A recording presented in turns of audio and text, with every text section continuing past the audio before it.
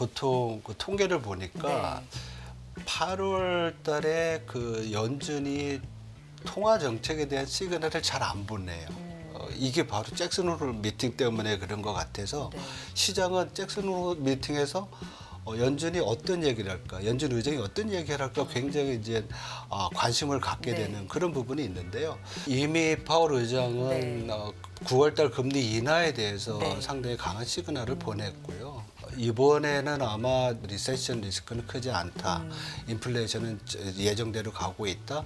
우리 금리 인하 사이클이 곧 시작될 거라는 그런 시그널을 줄 거로 보입니다. 네. 시장에는 좀 긍정적이지 않을까 이런 생각을 하고 있습니다. 네. 이코노미스트 장재철 박사 나와 계세요. 박사님 안녕하세요. 네, 안녕하세요. 안녕하세요. 네.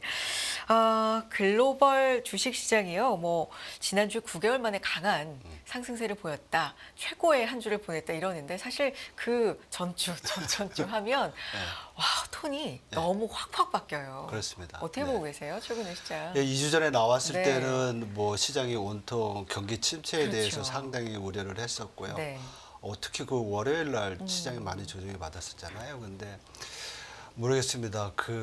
이번에 경기 침체에 대한 우려는 좀 과도했다는 게 지나고 난 다음에 평가였고요. 네. 사실 2주 전에도 경제가 지속성이 있고 연속성이 있는데 이렇게 빨리 나빠지지 않는다는 말씀드렸던 것 같고요. 그런 점에서 본다고 하면 시장의 과잉 조정이 이제 마무리되는 단계고 이제 앞으로는 이제 어떤 식으로 갈지가 이제 시장에서 관심이겠죠. 그래서 우리가 좀 앞으로 물가라든지 아니면 고용 지표를 잘 봐야 될 것 같은데 일단 시장 지표로만 보면 경기 침체에 대한 우려는 이제 많이 가신 것 같아요. 주가를 보면 뭐 S&P 500나 니케이나 뭐 우리 코스피를 보면 8월 1일 충격이 있기 전 수준을 거의 다 회복하지 않았습니까? 그리고 그럼에도 불구하고 경기 침체에 대한 우려가 조금 남아있는 부분이 바로 이제 채권 쪽에서 미국채 10년물 금리가 3.8%대로 아직까지 내려와 있고요. 그 이전에 4%, 3.9%에서 아직 못 올라가고 있는 거고 또 우리 3년물 국채도 2%대로 내려오지 않았습니까? 2.9%대로. 그리고 미국 경제 펀더멘탈의 한 게이지라고 할 수 있는 바로메타라고 할 수 있는 달러의 강세, 달러 인덱스 있죠? DXY 인덱스가 여전히 그때보다도 약 한 2% 정도 낮아 있고요. 달러 약세라는 거죠. 그리고 글로벌한 경제 자체를 보는 미국뿐만 아니라 중국 경제를 볼 수 있는 그 원자재, 네. 원유 가격이 8월 1일보다 지금 현재가 약 한 4% 낮습니다. 그래서 경기에 대한 어떤 침체에 대한 우려는 가셨지만은 이번 충격으로 인해서 그 어떤 그 가능성 자체를 완전히 배제하고 있지는 않은 상태이다. 이렇게 평가할 수 있을 것 같습니다. 침체 우려가 그때 이제 블랙 먼데이라고 표현하는 정말 글로벌적으로 금융시장이 굉장히 큰 충격을 받았던 그날의 반응이 침체 우려를 좀 과도하게 반영했다라는 건 이제 2주가 지나면서 어느 정도는 인정하고 있는 것 같은데 네네.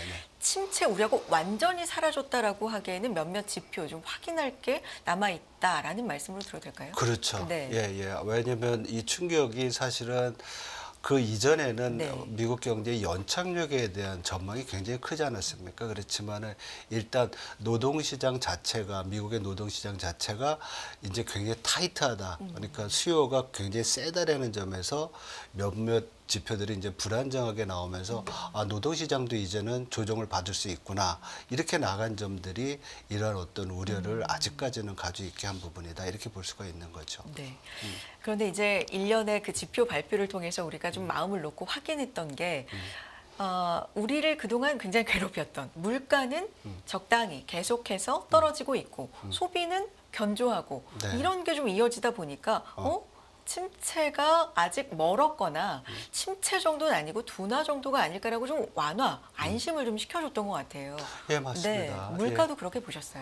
물가의 네. 가장 큰 변화는 7월 달에 물가가 이제 2%대로 내려왔죠. 그렇죠. 소비자 물가 상승률이 전년 동월 대비 2.9%지 네. 않습니까?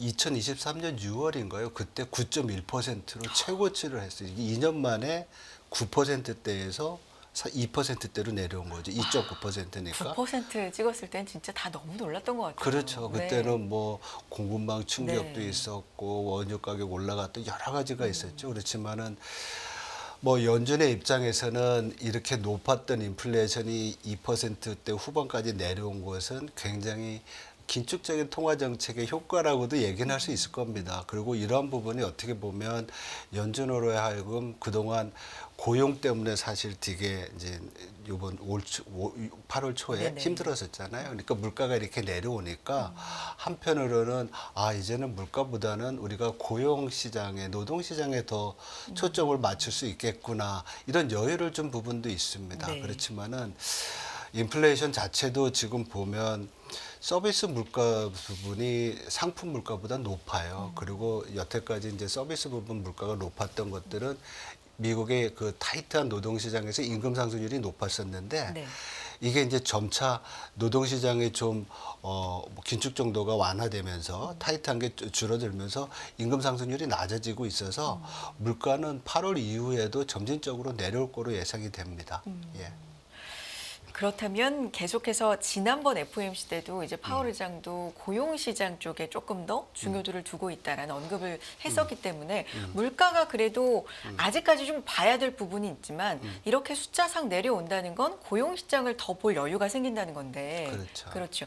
8월 초에 나왔던 박사님 그 지표 같은 경우는 이거 베릴 그 허리케인의 영향 때문 아니야? 일회적인 거 아니야? 아직까지도 이런 의심이 있으니까요. 이 부분을 조금 더 확인하고 가도 늦지 않다. FOMC가 그 이후에 있으니까 뭐 그렇죠. 이런 시각도 지금 있는 것 같아요. 네, 맞습니다. 네. 왜냐하면 요번에 그 주간 발표되는 신규 실업보험 청구 네. 건수가 많이 줄었지 않습니까?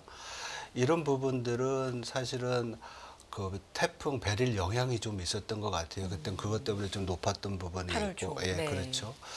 그리고 노동시장에서의 어떤 공급 측에 있어서의 실업률 상승 부분도 네. 확인해야 될 부분입니다. 보통 우리가 지난 2주 전에 나왔을 때 샤메 법칙에 대해서 많이 얘기하지 맞아요. 않았습니까? 샤메 법칙에서 실업률이 너무 올라가지고 이게 경기 침체의 어떤 조짐이나 아니면 이미 경기 침체에 들어갔다라고 판단을 했었는데 이번 사이클에서의 실업률 상승은 전반적인 수요가 위축되면서 노동 수요가 줄은 게 아니라 노동 공급이 늘어나서 그래서 실업률이 늘어났다는 평가가 굉장히 많거든요. 그러니까 경제 참여율이 올라갔다는 거죠. 그렇죠. 전반적으로. 예, 예, 네, 예. 네. 전문 용어를 이제 하면은 경제 참여율이 높아져서 사람들이 더 일하려고 하는데 그게 이제 일정한 수요보다가 이미 충분한 수요보다도 많다는 거죠.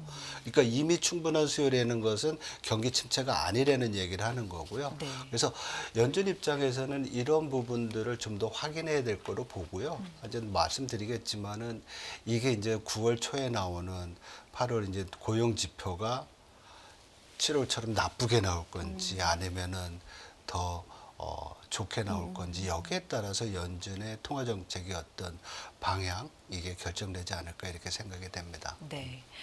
여기에 이제 PPI, CPI도 시장에 좀 안도감을 줬는데 여기에 더해서 소비. 그렇죠. 미국의 경제 우리가 흔히 뭐 3분의 1을 차지해 소비가 굉장히 중요하다. 이건 좀 익히 들어서 알고 있는데요.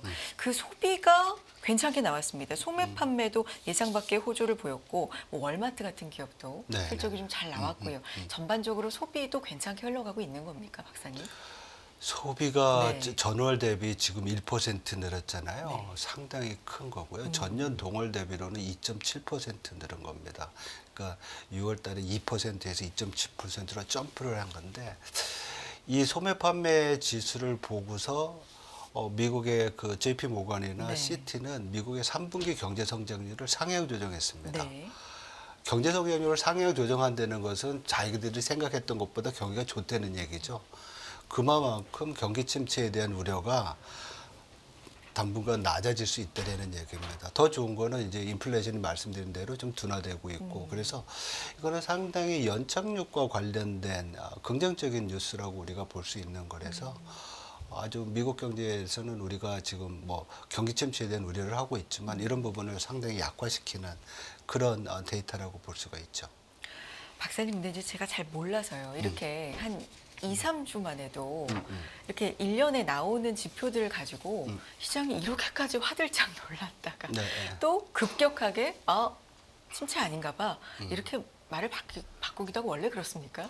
예, 경제는 네. 뉴스에 따라서 이제 움직이는 부분인데 네. 사실 이코노미스트는 이런 부분에 되게 좀 무감각합니다. 왜냐하면 저희들은 펀더멘탈을 보려고 노력을 하고 있고 경제 지표 아까 초기에도 말씀드렸지만은 경제는 항상성이 있고 잘 안 움직이고 지속성이 있다고 말씀을 드렸어요. 그래서 그런 변수가 이제 소비 변수 같은 거예요. 그래서 소비가 이렇게 강건하게 나온다는 얘기는 경기 침체에 대한 우려를 줄이는 건데 문제는 미국 같은 경우에는 경제 지표가 되게 자주 나와요. 우리나라는 제일 빠른 게 이제 월간으로 나오는데 미국은 막 주간 단위로 나오고 이러니까 새로운 뉴스들이 경기를 보는 어떤 견해 때와 다르게 나올 경우에는 뭔가 변하고 있다는 상상을 자꾸 하거든요.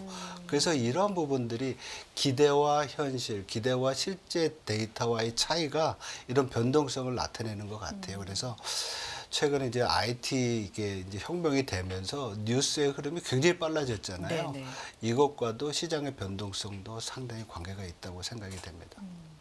근데 모든 상황이 약간 뭐 중간이랄까요? 좀 뜨뜻미지근하다면 이런 뉴스에도 변화하는 폭이 그렇게까지 극적이지 않을 텐데 금리도 상당히 높아져 있는 상황이고 주식 시장도 뭐 테크주의 힘으로 굉장히 많이 올라와 있는 상황에서 이런 작은 거 하나에 굉장히 좀 크게 움직이지 않나라는 생각도 좀 드네요. 네, 근데 네. 그거는 어떻게 보면 경제가 최근에는 펀더멘탈에 의해서 드라이브 되기보다는 이러한 어떤 충격이나 뉴스 네. 그리고 또 과거보다 상당히 유동성이 많지 않습니까? 그래서 뭐 어디로 자꾸 흐르려는 그런 어떤 움직임이 있는 것 같아요. 그래서 조금이라도 더 나은 수익이 있다는 어떤 곳이 생각이 나타나면 그런 쪽으로 움직이려는 경향이 굉장히 크죠. 조금 더 뉴스에 민감하게 반응을 하고 싶은 유동성의 어떤 그런 네, 속성도 좀 있는 것 같다라는 말씀이시네요. 자, FOMC 이제 의사록도 공개가 될 예정이고요. 이 부분에서 어떻게 과연 그 회의에서 얘기들이 나왔는지 이 부분에 관전 포인트 있을까요?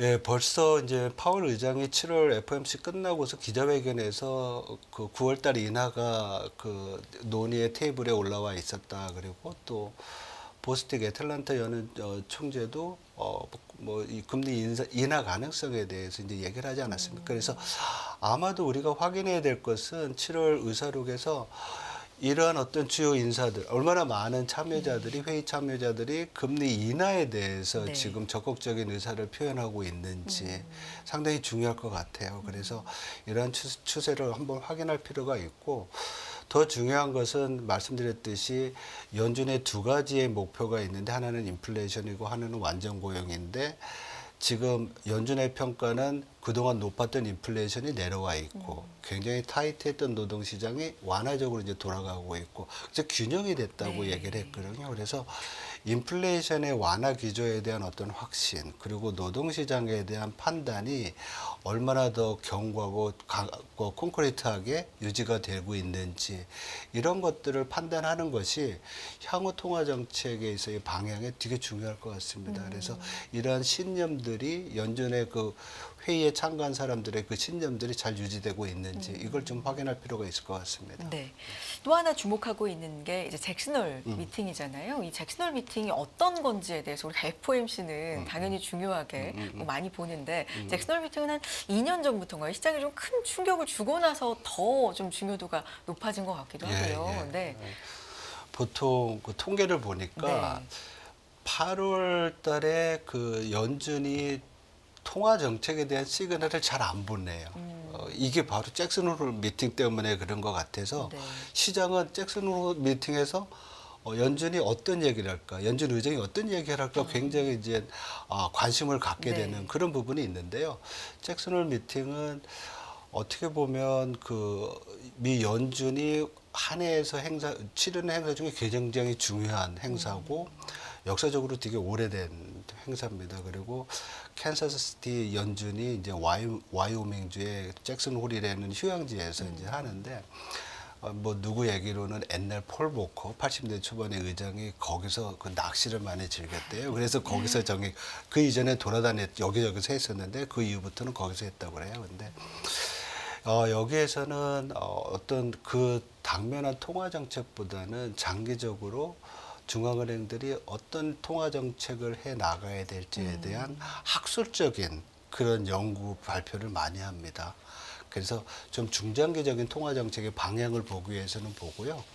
그리고 이러한 어떤 컨퍼런스가 좀 잘 효율적으로 좀 진행되기 위해서 뭐 중앙은행, 정부 또 시장 관계자 한 120명 정도가 모여서 하는 그런 회의고 이거는 비공개입니다. 단 공개되는 것은 연준 의장이 하는 그러니까 파월 의장이 하는 그 기조 연설이 있습니다. 그러니까 금요일 날 오전에 하는 거 그거는 이제 방송으로 중계가 될 예정입니다. 그래서 그 부분에 굉장히 시장이 이제 주목을 하고 그렇죠. 있는 건데 네, 네. 역대 잭슨홀 미팅에서 좀 시장에 큰 뭐 충격 혹은 뭐 영향력, 임팩트를 줬던 사례들을 박사님 직접 다 겪으셨을 테니까 네, 뭐 예를 들면 어떤 게 있었을까요? 그러니까 잭슨홀 미팅이 시장에 주목을 끈 거는 그 버냉키 의장이 2010년도에 그 잭슨홀 기조 연설에서 우리는 아마도 양적 완화를 다시 해야 될 것 같다. 그러니까 금융위기 때 글로벌 금융위기 때 양적 완화를 했지만 그거로 충분하지 않아서 다시 해야 될 것 같다고 하면서 그때의 경제 상황을 보면 뭐라 그럴까요? 그 글로벌 금융위기에서 이제 회복이 되고 있는데 상당히 그 금융시장 자체에서는 2010년 초에 그 유럽 재정 위기 때문에 금융 스트레스 굉장히 높았었고 또한 2010년 중반에 가면 경기 회복이 되는데 실업률이 9.8%까지 올라갔어요. 그러니까 이런 상황으로 계속 경제를 운영하기 어렵다고 했는데 더 큰 문제는 인플레이션이 점점점 떨어지고 있는 거예요. 낮은 수준에서 마치 이제 우리가 인플레이션이 내려가면 디스인플레이션이라고 네네. 그러잖아요. 디플레이션은 마이너스로 가는 거지만 뭐 3%, 2%, 네네. 1%, 0%대로 가. 이게 상당히 안 좋습니다. 왜냐하면 일본 경제가 양적 완화를 하는 가운데서 인플레이션이 낮아지는 디플레이션을 경험하면서 장기 침체에 들어갔거든요. 그러니까 버냉키 의장이 이거에 대한 우려 때문에 2010년 잭슨홀 미팅에서 양적 완화 2단계를 발표를 하고 11월 달에 실행을 합니다. 그래서 약 한 11월 상반기, 2011년 상반기까지 6천억 달러인가요? 그 정도 채권 매입을 하죠. 그래서 그 효과는 상당히 긍정적이었습니다. 왜냐하면 양적 완화를 하니까 실질 금리가 낮아지고 달러는 약세로 변하고 기대 인플레이션 올라가고 그러면서 또 미국은 또 디플레이션에서 벗어날 수 있는 디스인플레이션에서 벗어날 수 있는 그런 결과를 가져왔었고요. 두 번째가 이제 파월 의장이 2020년도에 평균 물가 목표제를 제시를 했습니다. 이때도 물가가 계속 낮았어요. 네. 물가가 낮으니까 사람들이 기대 인플레이션이 낮아지고 경기 침체 가는 거 아닌가 이런 우려를 했어요. 그래서 파월 의장이 얘기했던 거는 인플레이션이 한동안 낮았으니까 한동안은 더 높여가지고 경기를 부양하고 저금리 기조를 더 가야 되겠다. 이런 얘기를 했었거든요. 그러니까 이런 부분이 이제 시장에 먹혀서 주가가 S&P 500는 나스닥이 사상 최고치를 기록하고 달러는 오히려 강세로 전환했어요. 경기에 대한 어떤 기대가 높아지고 거기에는 저금리를 유지하고 인플레이션이 발생된다니까 단기금리는 내려오고 장기금리는 올라가면서 이제 달러가 강세가 된 거죠. 그래서 상당히 성공적인 그런 어떤 정책이었다고 볼 수가 있는 거죠. 앞으로의 좀 방향을 제시하는 확실히 그렇죠. 중요한 네. 회의와 언급이 될 수 있는데 이번에는 그렇다면 금리 인하 시점이라든지 뭐 이런 부분에 대해서 좀 언급을 할 거라고 보십니까? 아마 지금 뭐 이미 파월 의장은 네. 9월달 금리 인하에 대해서 네. 상당히 강한 시그널을 보냈고요. 그리고 이번에는 아마 뭐 평소 때처럼 경제 전망, 미국의 경제 전망을 얘기하면서 리세션 리스크는 크지 않다. 인플레이션은 예정대로 가고 있다. 우리 금리 인하 사이클이 곧 시작될 거라는 그런 시그널을 줄 거로 보입니다. 네. 시장이 상당히 긍정적이죠. 그리고 또 뭐 그런 얘기도 할 수 있을 것 같아요. 그렇지만 우리가 어떤 금리 인상 인하의 폭을 결정하기 위해서는 새로 나오는 PC 인플레이션이나 앞에서도 얘기했지만 뭐 고용 지표 같은 것들을 좀 보면서 일각에서 우려하는 B컷에 대한 가능성도 좀 살려놔서 시장에는 좀 긍정적이지 않을까 이런 생각을 하고 있습니다. 네. 박사님 마지막으로 우리 한국은행 금통위도 얼마 남지 않았는데 여기에 대한 의견도 예, 지금 덧붙여주세요. 시장에서는 네. 금리 동결을 예상을 하고 네. 있잖아요. 그렇지만은 제 생각으로는 여러 가지 상황에도 불구하고 금리 인하가 필요하다고 생각을 합니다. 그래서 이런 필요한 그거를 우리가 좀 왜 그래야 되는지를 생각을 해보면 우리 이제 한국은행이 뭐 8월에 하든 10월에 하든 이미 ECB랑 아니면 영란은행, 영국 중앙은행이랑 또 캐나다 중앙은행 금리 내렸거든요. 네.